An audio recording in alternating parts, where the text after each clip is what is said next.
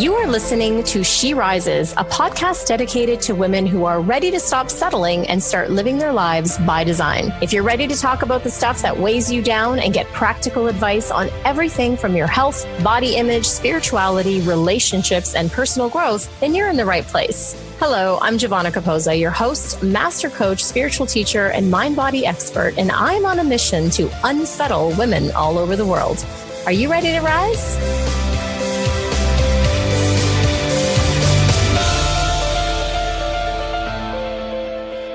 Hello, and welcome back to another episode of She Rises. I'm your host, Giovanna Capozza, and I'm here today with my friend and colleague, Ruby Fremon. Ruby is a coach for the new generation of thought leaders. As a top breakthrough coach for purpose-driven leaders who are ready to bring their big missions into the spotlight, her no bullshit approach ignites true transformation while flipping fear into actualized ambition and doubt into absolute confidence. Ruby works with leaders from artists to entrepreneurs who are ready to rise above their limitations and amplify their message. She's coached over hundreds of clients, and she's a catalyst for change and is hugely successful at helping them embody radical resilience and an unstoppable mentality. She's been named an inspirational woman by Huffington Post, creator of the 3-day transformative leadership workshop Amplified Soul, founder of Thought Leader Collective, and the host of today's Thought Leader podcast. Ruby's bold, no-nonsense approach helps leaders rise up to fulfill their missions and make their voices heard. Parents, if you've got children in the room, we are going to swear on this show. There's going to be some F-bombs dropped, and I want you to know that in advance, so make sure you put a headset on, get the kiddies out of the room, and settle back and sit down, enjoy this really frank, open, honest, and down-to-earth conversations with someone who I admire for her ability to really just not give a you-know-what. Enjoy the show, guys. Hey, Ruby, welcome to the show. I'm so happy to have you here. Giovanna, we finally did it. We're finally here. I know. Third time's a charm, right? We tried a few times and there was I had last minute crisis, and then I had wind blowers or leaf blowers, which by the way, I think should be banned. Can we just say how they're the most useless piece of equipment that all they do is make noise? But as I record from home, there's these external factors. So glad you can, fit me and us back into your schedule and that you're here today. I've been really looking forward to this conversation with you for a while now. So thank you. Me too. I'm super excited. Thanks for having me. Absolutely. So you're someone that I was sort of following on Instagram and in the ethers, right? The interweb ethers for a little while before we even spoke and then before we even met. And what I always admired about you, and where, my hope is that we can go today with this conversation, is I admired this. And by the way, if anyone is listening to this on speaker and you have children in the room, we're going to get a little explicit. There will be the odd F-bomb. Ruby's in the house, and this is how we roll. And so just if you are on speaker or you're listening to this in your car, put a headset on, put it on pause until the kids aren't in the room, because there's going to be some F-bombs. But going back to where I was leading with the F-bombs is what I love about you is the way you just put it all out there. And you do that online, but you do that also with your clients. And it's this whole refreshing, just keeping it freaking real that attracted me to you. And even once we've spoken, and now we've been at events together, and it's the same in person as you are online. It's just keeping it real, and this is who I am, and fuck it, this is how I show up. And it's refreshing because that authenticity, I find, is so lacking, especially with this age of social media. And I wondered if you can speak a little bit, even take us back in time before you are the Ruby you are today, right? Before you showed up in the way that you show up now. What was life like before that? And walk us through this journey to get you to basically this fuck it place. I'm just going to lay it all out there. Let's just call it the fuck it place. Let's just call it that. I mean, I was raised in a culture, in a South Asian culture where women aren't really encouraged to speak their minds or speak their truths. I mean, in fact, everyone, men and women, aren't really. We're just there to put a smile on our face, make everything seem as if it's okay in our lives so that no one talks about us behind our backs. Like it's just that type of a society and community. And that's how I was raised. So anytime there was something wrong, I was told to put a smile on my face. And anytime that I attempted to express my feelings, it wasn't a positive experience for me. And it's not because my parents, were mean people. They just didn't have the capacity to deal with this, Canadian born daughter who's a lot more expressive than they're used to because they were raised in India. And so I felt as if I was always wrong when I expressed myself. I felt as if people didn't understand me.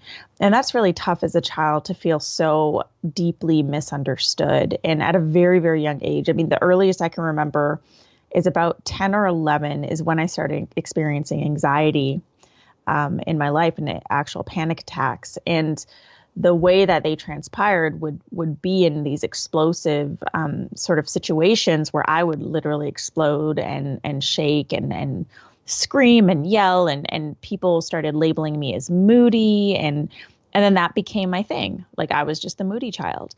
And so the older I got, it felt like the quieter I got because I was just training myself to just keep my mouth shut and speak when I'm spoken to and not express my emotions, because bad things happen when I express what I really feel. And I really carried this on into adulthood. But with this, I felt the weight of my anxiety getting stronger and my depression was getting stronger. And at around the age of 22, I was diagnosed with, I was really sick and I was diagnosed with clinical depression, anxiety disorder, fibromyalgia, rheumatoid arthritis, and PTSD. And there were many days where I couldn't even leave the bedroom. I couldn't even get out of bed. I was in so much pain and going through so many intense emotions and not feeling like I could really express them and be safe, which is what led me to becoming addicted to my medications. Because at this point, the doctors had put me on a ton of medications, including benzos, and I became addicted to my benzos. So as I continued to go on in my young adult life, overprescribed and underexpressed, which, I when I look back and I think about it, it's like when you don't have the freedom to express yourself, you're repressing a part of yourself. And that repression creates such a heaviness. It can amplify your anxiety. It can amplify your depression, because here you are walking around feeling as though you have zero freedom. That maybe in the outside world, you have freedom. You have freedom to walk around. You have freedom to do things, but inside, you don't feel like you have that freedom. You feel like you're caged. And that's how I felt for so much of my life. It wasn't until probably about 5 or 6 years ago that I really started to learn how to express myself. And it came in a different way. I had become a full-blown addict in my late 20s or early 30s. And I was drinking daily. I was doing drugs, and my life kind of came crashing down at the age of, I believe I was around 30, but it was like 2012. I remember the year. It was 2012, and I had just ended a really bad relationship. I had a tendency to date the wrong people, and this was the worst relationship I'd ever been in, and it was one where I really kept my mouth shut. And when that ended, I started this journey of self-discovery. Like I just wanted, first of all, I realized that it was an accumulation of my choices that led me to that path. And that was a major, major epiphany to have in 2012, was to look around and say, whoa, like I created this life. And from that epiphany, I started making different choices. And I needed a place to keep myself accountable, because I didn't feel like I could do this on my own, but I also didn't feel safe enough to share this with the people around me. And it wasn't like people around me didn't know what I was going through. People knew. I just wasn't receiving their support or their help. So I turned to Tumblr. I was very, very well known on social media. I was a nightlife promoter. Everybody knew me. Had almost like 5,000 friends on Facebook, and there, everyone knew who I was. And I wanted to keep this somewhat anonymous, but I wanted to put something out into the internet because I felt as though if I just share what's going on, like the raw truth, and have an outlet for me to express myself, I feel like I could breathe and I feel like I could hold myself Mm. accountable to this journey. And so I created this like Tumblr account because no one knew me on Tumblr. Somewhere you can sort of hide, but sort of be Right. visible. Yeah. Yeah, and it was like a not anonymous. I can't even remember the name I used. And I just started expressing myself, and it would come out in the form of either like poems or quotes or really raw like journal entries, sharing just what I was going through, whatever thoughts I had. And it felt so great to express myself, finally, to feel like I had an outlet. I can express myself. It felt somewhat public. It felt like I could breathe. And then one day I had the courage to share one of my posts from Tumblr onto Facebook where everyone knew me. And that was when it started. That's when I started getting private messages from people. I would get private messages from, some of the world renowned DJs that I had been working with, famous artists like messaging me, wow, I'm going through the same thing. And that I realized that there's such a potency to truth. Like there's such a potency to it because it's the thing that bridges connection. When people are walking around pretending to be a certain way, there's no way that you can connect. You can authentically connect to others. And here I was spilling my guts out on social media, sharing what was going on, and not in a like verbal diarrhea way. Like it was actually pretty poetic, but just really sharing, like, here's what I'm going through and here's what's happening. And people were resonating with it. And there was a piece of that I was like, I think this is part of my gift. And I think I'm supposed to do this more. And so I started doing it more publicly and sharing more publicly on Facebook as I was going into my sobriety and cleaning up my life. And people started asking me for help. And that's when I realized, okay, I think I'm landing on what I'm meant to do. So I went to school, became a life coach, did NLP, did a bunch of different trainings, really immersed myself in the personal development space, all while still expressing myself online and learning how to use that muscle. It was like as if my throat chakra hadn't been opened ever, and I was training it to open. And first it started at like a really small size, and the more I used it, the larger and larger it got. And it just it to me it felt like freedom and the connection. That was like the gift, to be able to authentically connect with people and relate to people and resonate with people. That was so, so deep for me because my entire life I felt like I was trying to fit in, like I was trying to be something for other people. I was trying to be a certain way for people to like me, when really all it took was me to express who I really was and express my true voice. And boom, like people who are meant to be around me find me. And so it was really this experience, this journey of I call it like finding my voice, and I'm still on it. I think it's a journey that I'll be on for the rest of my life, but it's really honing in on learning how to express myself in a way that is 1,000% aligned with my truth. So beautiful. I mean, there's so many things. I mean, there's so many pieces in what you said that I can just go here or go here or go there. And it speaks to me so much on a personal level. And I know that people are listening and it's speaking to them as well. Depression in and of itself is my belief around it. It's a myriad of things, of repressed emotions that get diagnosed into this big umbrella term. And at the core of it, there's so much unexpressed emotion. And I love the way you took us on the arc of that journey. And ultimately, your own bravery, really, your own courage to be vulnerable and to be open and actually express that which you repressed is ultimately what healed you. Hmm. And and I think, we joked around about the fuck it stuff and whatever, and being really vocally expressive, but that's just a piece of it, right? Like that's just the, superficial let's say fun piece, right? To expression is just being able to say whatever you want out there. But Yeah. really it's coming from this deeper place. And I'm so glad you shared that story, because the deeper yearning and desire, I think for many of us, and I'm on that journey as well, is of self-expression and vulnerability. I've talked about, I'm in the process of writing my book this year, and Hmm. that in and of itself, it's just like having to, my book coach will say to me, like, I need you to bleed on the page more. And I'm like, oh God. And here you are basically bleeding on the page publicly right from the beginning. And that is what drew me to you initially before I even knew you. And so it speaks volumes to how powerful that is. So I really, really want to thank you for sharing that story with us. Thank you. Yeah.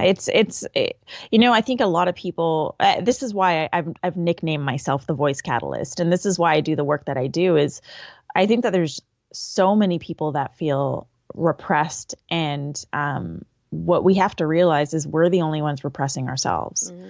And when we start to utilize our truth and dive into our potency, we get to remove those shackles and we get to free ourselves. This isn't about something that is outside of us. It's about tapping into that place within us to find that sense of freedom. Absolutely. And there's such it's like this dual thing. And if I'm going to speak personally with myself, the dual Hmm. battle within me, and I'm sure this will resonate with you as well, is that there's this like deep, deep desire to, like, like even stand on a stage or stand somewhere or stand out there and just express, like, fully and truly, just all of you, the authentic, full piece of you. And it's an equal, that's the pull, and then the tug is that equal sense of, like, oh my god, what if they Mm-hmm. don't like me? What if I screw up? What if I fail? What if they point and laugh? And this is a part of the human condition, really. I think everyone has that. And could you speak to that a little bit, of how you navigate that and how maybe you see that navigated with your clients? Yeah, I mean, fear is the number one thing that holds us back, fear and our beliefs. And it's like our entire programming. And when you say, for anyone listening, say you're about to stand on stage and speak, everything's going to come at you: the fear of judgment, the fear of being seen as an imposter, the fear of people misunderstanding you, the fear of like fucking it up, the fear of failing, like all that shit's going to come up. But what's it worth to you? Like for me, I always say my purpose outweighs my bullshit. And the only way to really successfully navigate through your fear, and I mean through it, is to take action that is going to move you through it. Because if you stand up on that stage and you get hit by that fear of judgment, the fear of being seen as an imposter, and you're just like, yep, I quit, and you walk away, you've just given your fear power, and that amplifies the fear. And now that fear becomes stronger in your system versus like, let me just say, fuck it, and present what I'm here to present or say what I'm here to say, because that is going to push you on the other side of fear. And that's what I always say is like, we have to be so courageous enough to face the things that are actually holding us back. And those things are within us, and people are going to judge. Like, this is a truth. Everyone listening, you have to accept this. There are always going to be people who judge. There's always going to be opportunities for you to fail. You are always going to fuck up. Like, this is just life. This shit happens, and it can happen on a daily basis. But failure is not the end. Judgment does not define you. And when you fuck up, you have the choice to keep going. So if you let these things hold you back, then you're just keeping yourself stuck exactly where you're at, and you're taking away the freedom from yourself and your life. I love it. Preach, girl, preach.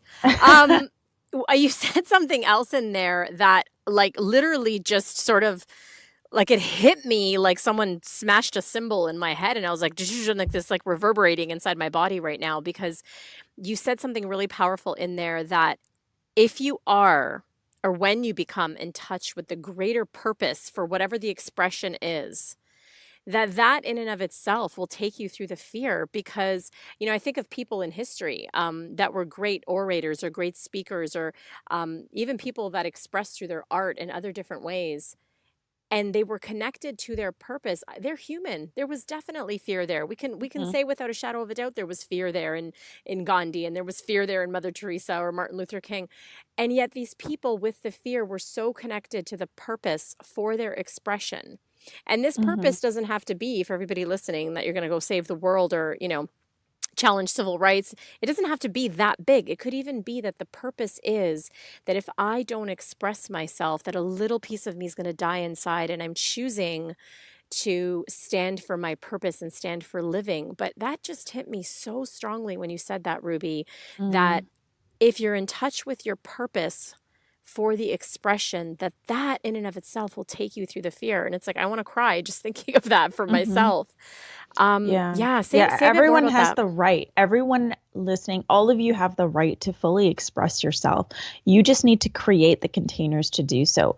If, like for me growing up in my family at a young age, that wasn't a safe container for me to do so. But once I reached adulthood and realized that this was something I wanted, I created the container for me to do so. So you get to create that container for yourself, and you can do that at any point in your life.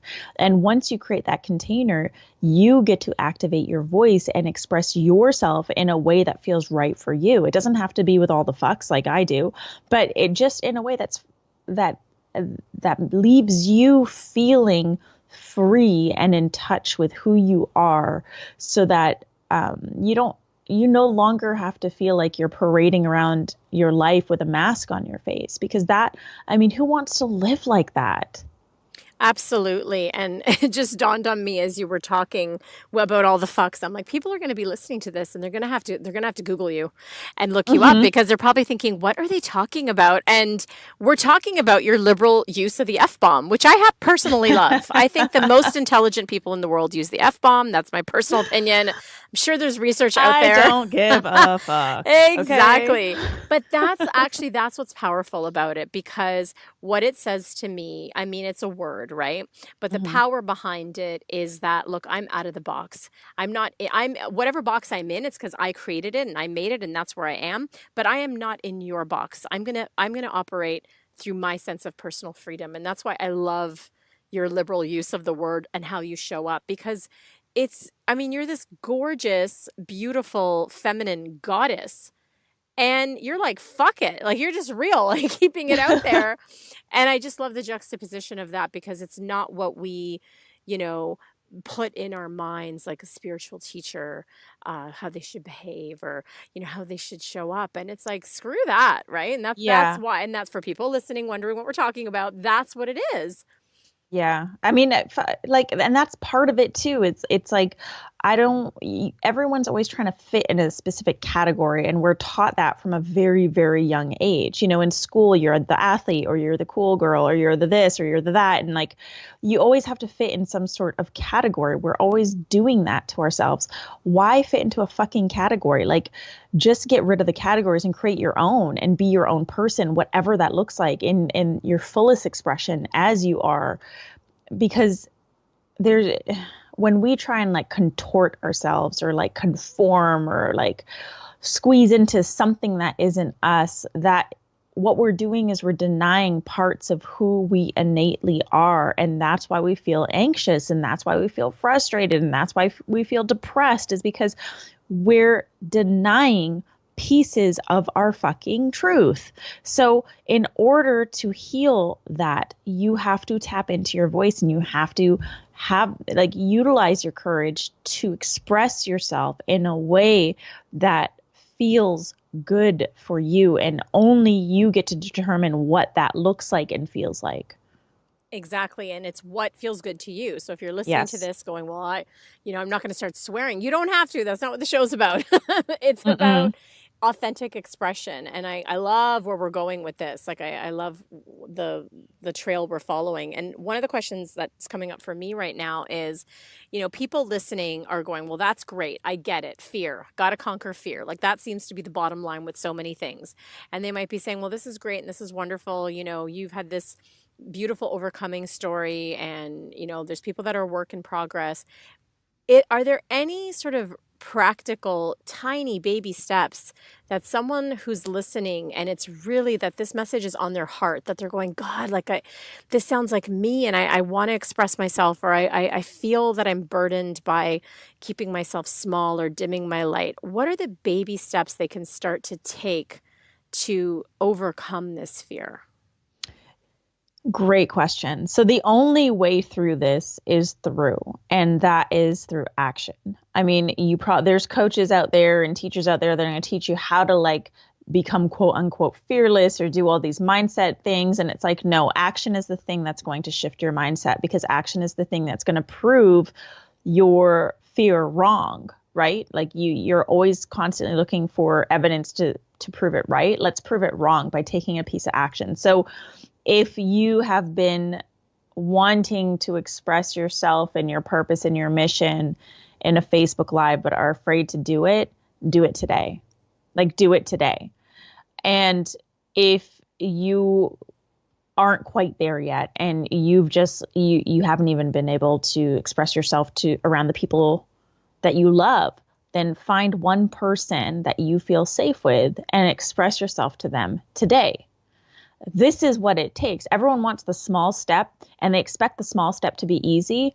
These are small steps, but it's not fucking easy, because you're going to lean right up and get cozied up with your fear. Uh-huh. And that's the only way, because fear is like, I always say, it's kind of like a wall, right? When you feel it, it like comes out in front of you. You've got this giant wall. You look at the wall and you're like, nope, not doing that. And you turn away. I'm telling you to look at the fucking wall, grab a jackhammer, and like just hammer right through it. And that's the only way you're going to start to create a different story for yourself around this fear. Like, for example, for me, like one of the biggest things was like that fear of being judged.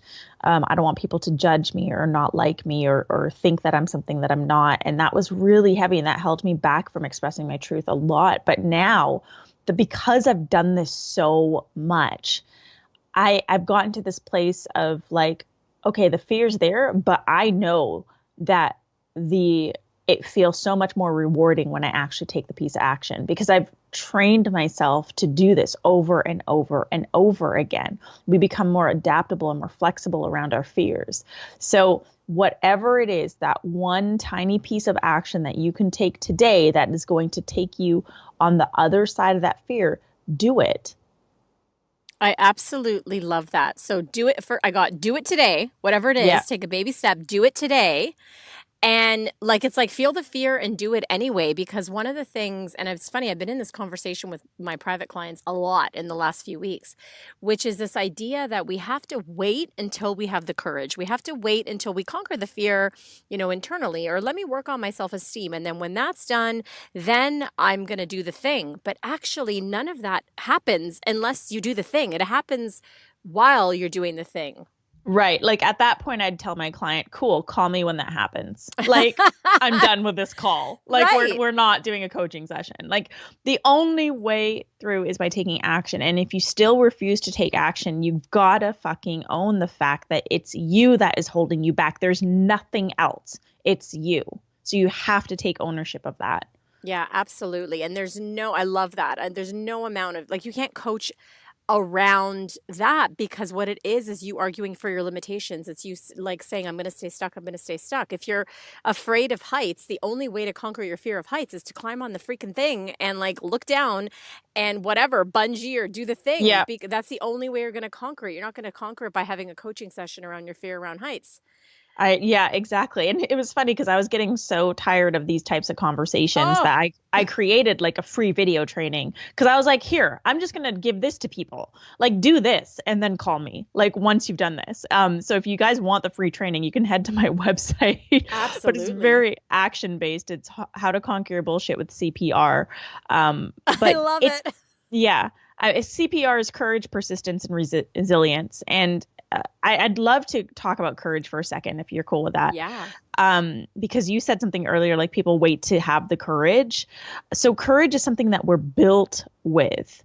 And, right now, just think about one moment in your life where you surprised yourself by how courageous you were. Like one thing, it can be completely unrelated, how courageous you were.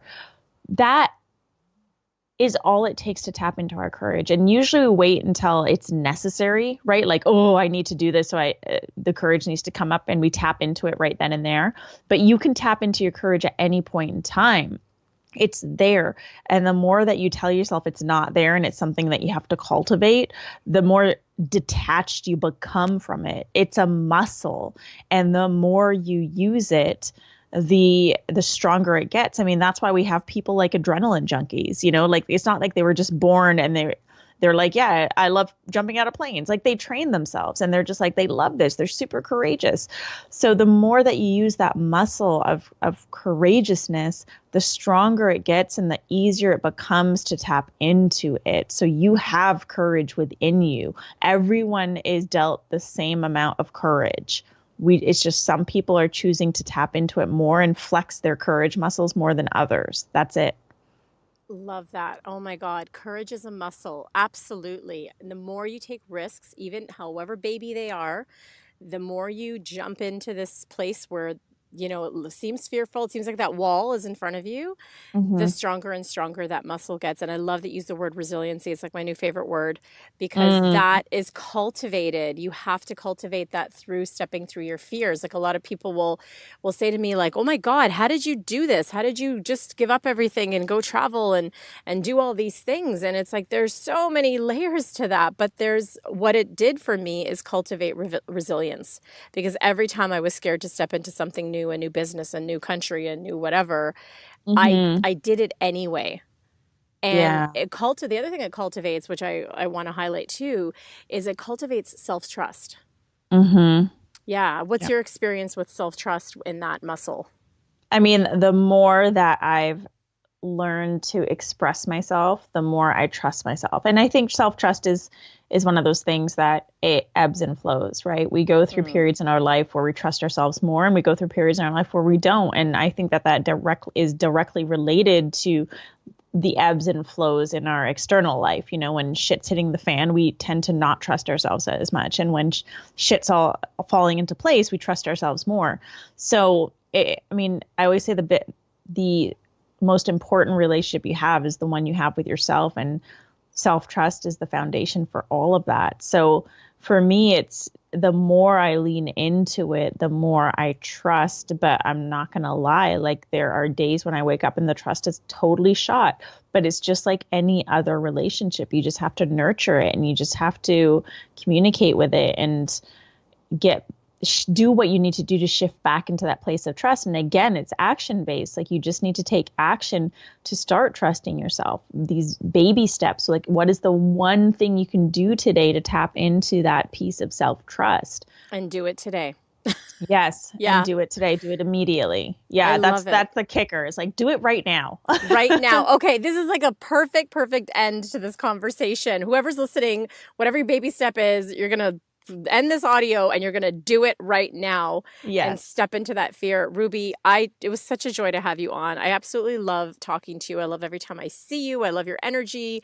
It's a joy and an honor to have you and your wisdom on the show. Thank you for being here. Thank you so much for having me.